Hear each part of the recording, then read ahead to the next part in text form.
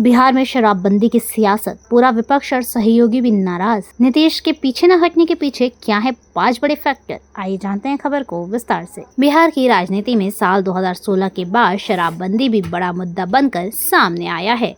यही वो साल था जब नीतीश कुमार की अगुवाई वाली महागठबंधन सरकार ने प्रदेश में पूर्ण शराबबंदी लागू की थी। बिहार चुनाव की दहलीज पर खड़ा है। साल के अंत तक नई सरकार चुनने के लिए विधानसभा चुनाव होने हैं। इन चुनावों में शराबबंदी भी बड़ा मुद्दा बनता नजर आ रहा है।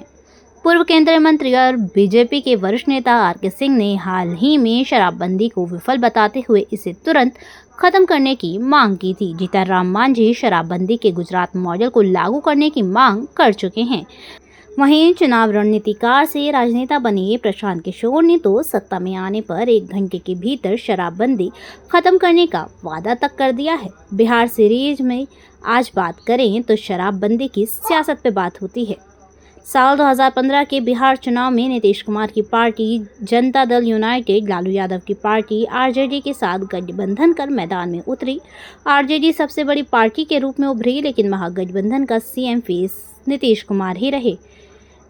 सरकार गठन के कुछ ही महीनों बाद नीतीश कुमार ने सूबे में पूर्ण शराबबंदी का ऐलान कर दिया। बिहार में पूर्ण शराबबंदी साल 2016 में लागू हो गई। तब से अब तक कई बार जेडीयू के सहयोगी बदले, शराबबंदी हटाने पुनर्विचार की मांग उठी। विपक्ष की कौन कहे, सहयोगी भी नाराज हुए, लेकिन सीएम नीतीश अपने फैसले पर अडिग रहे।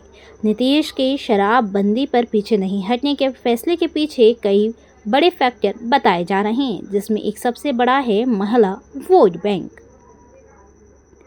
बिहार में पूर्ण शराबबंदी के फैसले पर नीतीश कुमार के अडिग रहने के पीछे की एक बड़ी वजह महिला वोट बैंक बताई जा रही है। कुल 13 करोड़ की आबादी वाले बिहार में महिलाओं की भागीदारी 6 करोड़ से ज़्यादा है और शराबबंदी की मांग भी महिलाएं ही कर रही थीं। इसलिए नीतीश कुमार का माना जा रहा है वह पीछे नहीं हटना चाहते, ताकि उनकी महिला वोट बैंक नाराज ना हो जाए। वहीं एक बड़ा फैक्टर जो है महिला वोटर टर्न आउट भी है। जेडीयू और नीतीश कुमार महिला वोट बैंक को नाराज करने का खतरा मोल नहीं लेना चाहते, तो उनके पीछे हाई टर्न आउट भी है। पिछले साल हुए लोकसभा चुनाव की ही बात करें तो बिहार के लोकसभा सीटों पर कुल 56.28% वोटिंग हुई थी। इसमें पुरुषों का टर्न आउट 53% ही था। महिलाओं ने मतदान के लिए ज़बरदस्त उत्साह दिखाया। ऐसे में ये टर्न आउट पिछड़ न जाए, इसलिए नीतीश कुमार खतरा मोल नहीं लेना चाहते। वहीं हिंसा के मामलों में कमी भी बिहार में शराबबंदी के फैसले पर अडिग रहने के लिए ज़रूरी मानी जाती है। वहीं एक सबसे बड़ा फैक्टर है शांति, सौहार्द और स्वास्थ्य। मेडिकल सेक्टर की प्रतिष्ठित वैश्विक पत्रिका लेंसेट ने मई 2024 के अंक में एक रिपोर्ट प्रकाशित की थी। इस रिपोर्ट में कहा गया था कि शराबबंदी से लोगों के स्वास्थ्य में सुधार आया है और सार्वजनिक स्थानों पर शराब पीकर हुड़दंग के मामले भी लगभग शून्य हो गए हैं।